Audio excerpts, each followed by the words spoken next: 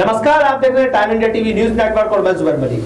हमारे साथ आज जो मुद्दा है वो है एक राशन डीलरों का, जिन्होंने पीछे कई सालों से जो लगातार केजरीवाल सरकार की ओर से कमीशन मिलता था उसे लेकर के बहुत ज्यादा परेशानी है।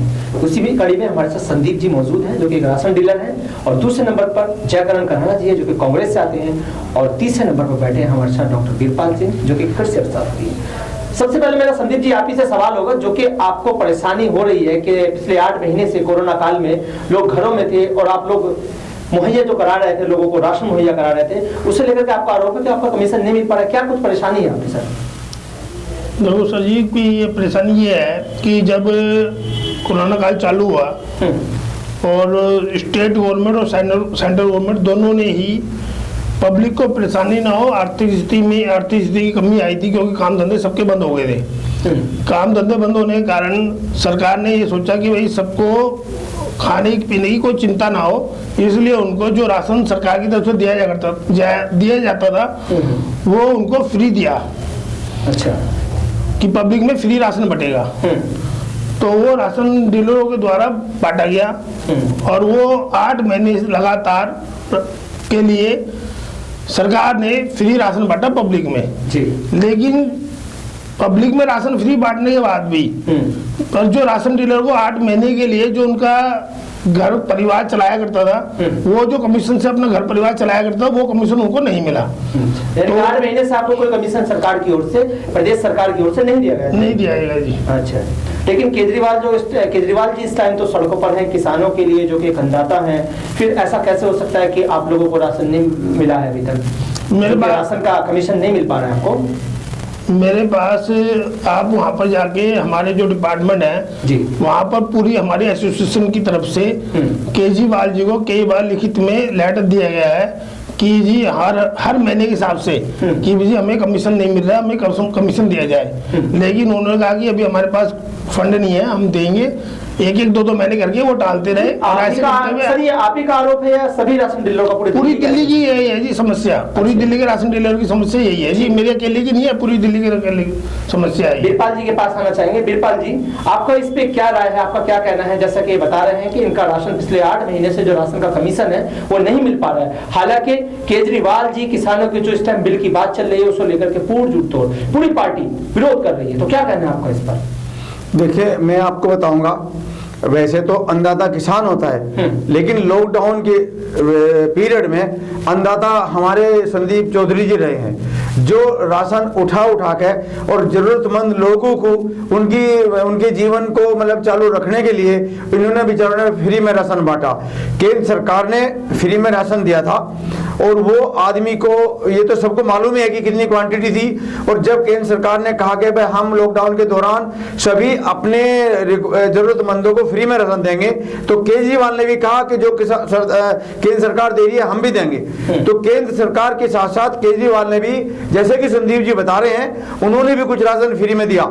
लेकिन इन बेचारों का जो रोजी रोटी चलती थी, जिसके आधार पर ये राशन ले के ये पब्लिक के बीच में डिस्ट्रीब्यूट करते थे, बांटते थे, उससे इनको कमीशन मिलता था, उन्हीं से इनका घर चलता था या अपना परिवार का खर्चा चलता था।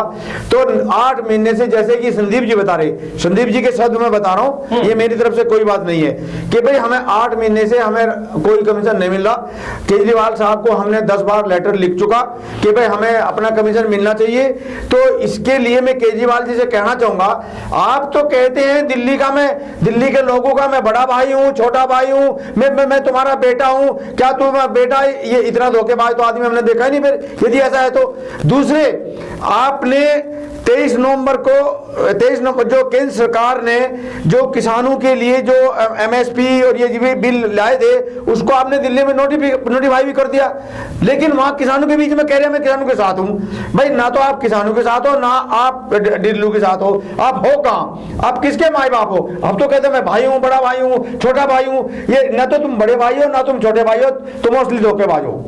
ठीक है, जयकरण जी, एक सवाल आपसे होगा हमारा। जैसा कि अभी इनका आरोप है कि राशन डीलरों का पूरी दिल्ली के राशन डीलरों की इन्होंने बात की है कि हम लोगों का जो कमीशन बैठता है वो हमें नहीं मिल पा रहा है, जिसके कारण इन लोगों की आर्थिक स्थिति बड़ी चरमरा गई है, क्योंकि पहले से आर्थिक स्थिति तो बहुत चरमराई हुई है लॉकडाउन के दौरान। तो इस पर आपका क्या कहना है? देखो, दिल्ली के अंदर 2000 से ज्यादा राशन डीलर है, 2000 से ज्यादा, और उनका जो बकाया राशि 150 करोड़ रुपए तो दिल्ली सरकार ने देनी है। दिल्ली सरकार में श्री अरविंद केजरीवाल जी बैठे हुए अपने चेहरे को चमकाने के लिए करोड़ों लाखों रुपए का रोज कहते हैं एक हाथ धोने, एक कोरोना से बचने के लिए सोशल डिस्टेंसिंग बना के रखनी है। इसके लिए बसों पे ले, स्टैंड पे ले, अखबारों में ले, बड़े बड़े होर्डिंग, बड़े बड़ी कटिंग, हजारों करोड़ रुपए के ये विज्ञापन लगा देते हैं। लेकिन ये एक्चुअल में जो कोरोना होता है, हमारे 5 से ज्यादा राशन डीलरों की मृत्यु हो चुकी है। 5 के लगभग उनको 1-1 करोड़ रुपए की जो तय राशि देनी थी वो अब तक नहीं दी गई। जो डीलर राशन है, जब केजरीवाल जी 2.5 महीने तक अपने घर के अंदर घुसे हुए थे, तब ये राशन डीलर ही थे जिन्होंने जनता की सेवा की, गरीब आदमियों के लिए खड़े रहे और उनको समय पे राशन दिया। इनकी हिम्मत को दाद देनी होगी, हम इनको सलाम करते हैं, क्योंकि ये भी एक कोरोना योद्धा थे। लेकिन केजरीवाल सरकार क्या कर रही है? 1 महीना नहीं, 2 महीने नहीं, 8 महीने का पूरा कमीशन, जो शायद एक दुकानदार का 14,000 से लेकर 20,000 बनता है। दुकानदार जाए तो किसके पास जाए, किसके पास रहे? और फिर केजरीवाल जी से पूछते मैं दिल्ली को लंदन बना दूंगा, सिंगापुर बना दूंगा। अरे भैया, तो आप दिल्ली को दिल्ली रहने दीजिए ना। जो दिल्ली में जो किए गए जो कार्य सुचारू रूप से चल रहे हैं उन्हीं को ढंग से कीजिए। ये डीलर राशन है, इनकी जो मांगे हैं केजरीवाल सरकार से गुहार करते हैं कि आप इनकी मांगे पूरी करो, क्योंकि इनके भी परिवार है, बच्चे हैं, राशन की दुकानें के किराया है, हेल्पर है, उनको सबको तनख्वाह देनी होती है। इसलिए हम सरकार से गुहार करते हैं कि केजरीवाल जी इन लोगों की तरफ देखिए, ये लोग अपने हैं, ये आपके अपने भाई है, और दिल्ली सरकार की जिम्मेदारी है। संदीप जी से एक सवाल लेना चाहूंगा। संदीप जी, आपका जैसे आरोप है कि पूरे दिल्ली के जो प्रदेश में रहने वाले राशन डीलर हैं उनका कमीशन नहीं मिल पा रहा है, तो क्या कभी आपने सरकार से, सरकार के नुमाइंदों से इस बारे में कोई बात की? हमारी जी लगातार बात चलती रही है जी। अपने, तो वहाँ से कोई जवाब आपको मिला? अपने जो हमारे खाद्य मंत्री जी है हुसैन साहब, उनसे भी हमने लिखित में, हमारे जो प्रदेश के अध्यक्ष है शिव कुमार जी और उनकी टीम लगातार उनसे संपर्क में रही है, और उनके सामने अपनी अपनी जो हमारी मजबूरियां रही है राशन बांटते हुए, जैसे कि भाई हमारे पास सैनिटाइज की दिक्कत थी, पब्लिक हमारे पास आया करती थी कोरोना काल में, और वो संपर्क में रहती थी, बिल्कुल आमने सामने रह के बात होती थी, आमने सामने बैठ के राशन दिया जाता था। कोई औरों की तरह तो नहीं कि भाई दूर दूर से ही सारे काम हो जाते थे। उसमें क्या था, हमने उसको वो भी मुद्दा उठाया, चलो हमें सैनिटाइजर भी मिला, पूरे 8 महीने में हमें एक बोतल सैनिटाइजर दिया गया। अब महीने में दुकान 30 दिन खुलती है, अब 8 महीने में कितने दिन दुकान खुलती है आप भी देख लो। डेली राशन बांटते हो क्या? डेली दुकानें खुलती थी जी, पूरे से ऊपर से ऑर्डर था कि दुकान बिल्कुल ही बंद नहीं होगी। हम सुबह 7 बजे से लेके सुबह 9 बजे से लेके शाम को 7 बजे तक दुकान पे दुकानदार बैठे रहते थे। जो कार्डधारियों को बिल्कुल ये एक रूपरेखा बनाई गई थी कि एक टाइम में सुबह 9 बजे से 1 बजे तक 50 लोगों से ज्यादा को इकट्ठा नहीं होने देना, और उन 50 लोगों को ही राशन देना है। तो सुबह 50, शाम को 50, ऐसे करके हम राशन वितरण कराया करते थे जी। फिर एक बार आना चाहेंगे संदीप जी के पास। संदीप जी, अभी आपने कुछ दिन पहले, लगभग 2 से 3 दिन पहले आपने प्रोटेस्ट भी किया था अपनी मांगों को लेकर के, जो कि आपके आरोप है कि हमारा राशन डीलरों का लगातार पिछले 8 महीने से अभी तक कोई कमीशन नहीं मिल पा रहा है, जिसके चलते आपकी आर्थिक स्थिति बड़ी चरमरा गई है। तो क्या आगे क्या आपकी नीति है, कुछ और भी मतलब अपनी मांगों को लेकर के? हमने सरकार के आगे हमारे एसोसिएशन के अध्यक्ष दिल्ली प्रदेश शिव कुमार जी ने लिखित में अपने जो हमारे कमिश्नर है उनको लिखित में दे दिया गया है कि जब तक हमारा 8 महीने का कमीशन नहीं दिया जाएगा, दिल्ली का कोई भी राशन दुकानदार राशन वितरण नहीं करेगा। तो इसके बाद तो लगता है, जैसे जयकरण जी, मेरा आपसे एक सवाल होगा, जैसे इन्होंने भी कह रहे हैं कि इस तरह से अगर स्थिति होगी तो हम राशन वितरण नहीं करेंगे, अगर इस तरह से अड़िंगा लग गया तो फिर कहीं ना कहीं जो लोग आज जी रहे थे उस राशन से खा करके अपना पेट भर रहे थे, जिनको अभी तक मतलब मुफ्त में राशन मिल रहा है, तो कहीं ना कहीं उन्हें दिक्कत हो सकती है। देखो, केजरीवाल की गलत नीतियों के कारण आज राशन वितरण प्रणाली बिल्कुल चरमरा गई है। दिल्ली के अंदर कितने लोग गरीब लोग रहते हैं जिनके राशन कार्ड जो राशन उठा के ले जाते हैं, अपना पेट पालते हैं जो लोग। पूछने मुझे सूत्रों के हवाले से पता लगा, कुछ लोगों ने, दुकानदार राशन डीलरों ने बताया कि हम लोग जो दिल्ली के खाद्य मंत्री श्री इमरान हुसैन जी के पास जाते हैं, इमरान जी कहते हैं कि मेरे हाथ में नहीं है कुछ भी। अरे भैया आप किस चीज के खाद्य मंत्री हो, इस्तीफा दो, चलो छुट्टी करो। फिर हम दूसरी तरफ कहते हैं केजरीवाल के पास, हमारे जो अध्यक्ष है दिल्ली के, वे जाते हैं, उन्होंने कह दिया कि नहीं दूंगा, बोलो कि क्या कर लोगे। केजरीवाल जी का व्यवहार देखो राशन डीलरों के प्रति, ये लोग क्या करना चाहते हैं।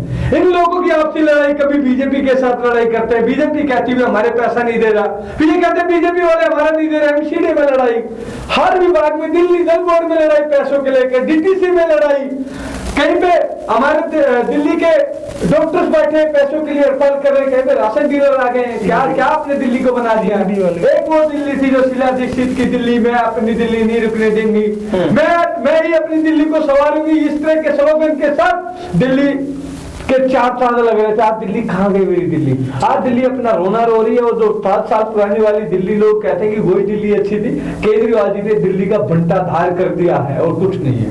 ठीक है बीरपाल जी, आपसे मेरा सवाल होगा, आप एक कृषि अर्थशास्त्री भी है, काफी आपको अनुभव है इस बारे में। जैसा कि ये इनका लगातार एक आरोप है कि हमारा राशन का जो कमीशन बैठता है वो हमें नहीं मिल पा रहा है, तो आपके हिसाब से क्या कुछ होना चाहिए। भाई मैं तो ये कहूँगा केजरीवाल जी, दुनिया का नंबर 1 शहर बनाऊंगा। आप दिल्ली को जो जैसी आपको मिली थी ना 2014 में, शायद आप आए थे 2014 में, तो आप ऐसी भी दे दो दिल्ली, तो तब भी बहुत बड़ी बात है। मेरे हिसाब से तो आपने दिल्ली को डिटेरियोरेट करते जा रहे, मतलब दिल्ली की हालत गिराते जा रहे, ऐसा मुझे लग रहा है। आप कहते हैं मैं इतने काम कर दिए हेल्थ सिस्टम में कि कांग्रेस 65 साल में नहीं कर पाई, लेकिन मुझे ऐसा लग रहा है जितने कांग्रेस ने काम किए थे आप उन कामों को मेंटेन भी नहीं कर पाए, लेकिन गड़ी डीग इतनी मारते हैं कि मैं दिल्ली के वासिंदे जितने भी मेरे हैं, मैं आपका बेटा हूं, मैं आपका भाई हूं, मैं आपको परेशान नहीं देखना चाहता। अरे केजरीवाल, जिस राशन से लोग अपना पेट भरते हैं और जिससे आदमी मतलब एक शांति की नींद सोता है, और वे बेचारे इंतजार करने का हमारा राशन कम मिलेगा क्या यार, बोली आता है। इससे ज्यादा मेरे हिसाब से दयनीय हालत नहीं हो सकती। और मैं तो दिल्ली के सभी अपने भाइयों से कहना चाहूंगा कि दोस्तों, आप इस दिल्ली को बचा लो, मान जाओ ये तुम्हें फ्री पानी के देने में चक्कर में, बसें फ्री करने के चक्कर में इन्हें दिल्ली को एक रेगिस्तान बनाने जा रहे हैं। आप देख लो, आप ध्यान करो बिल्कुल, और इस आदमी को सोच लो बहुत जल्दी, ये आप तू यहाँ दिल्ली में नहीं रहने लगा छोड़ने का, इतना मुझे ऐसा लग रहा है। जी बोलिए इस पर अपना जवाब। देखो फ्री बिजली, फ्री पानी, फ्री बसेज के जो देखिए, जो लोग हम टैक्स का पैसा देते हैं, जो इस तरह के पैसा राशन डीलर को जाता है, डॉक्टर्स को देना होता है, सड़कें बनानी होती है, कॉलेज बनाने होते हैं, स्कूल बनाने होते हैं, जो लोगों की मूलभूत आवश्यकताओं के लिए जो हम लोग टैक्स देते हैं, वो किस प्रकार से इन्होंने शुआ कर दिया है फ्री देकर। आपको बताने देना चाहता हूं कि पिछले 5 सालों में केजरीवाल जी ने कुछ 440, लेकिन वो तो फिर भी सरकार को घाटे में नहीं दिखाते, वो तो फिर भी सरकार घाटे में, चाहे दिल्ली उठा लीजिए या दिल्ली ट्रांसपोर्ट कंपनी को उठा लीजिए। एक बार लालू प्रसाद जी रेल मंत्री बने थे, लालू प्रसाद जी एक बार रेल मंत्री बने थे केंद्र में, और उसने स्क्रैप बेच के दिखा था कि मैंने रेल मंत्रालय प्रॉफिट में है, जबकि सारी ट्रेनें बिहार जाती थी और वो रास्ते में खड़ी हो जाती थी। मतलब ये हालत थी उस समय ट्रेन की, और वही हालत केजरीवाल कर रहा है। आप देख लेना कि दिल्ली की क्या हालत होगी। ये इसने लोगों को जरा सा बहका के फ्री पानी, फ्री बिजली, फ्री बस, मैं कह रहा हूं दिल्ली को इसने बिल्कुल बर्बाद कर दिया।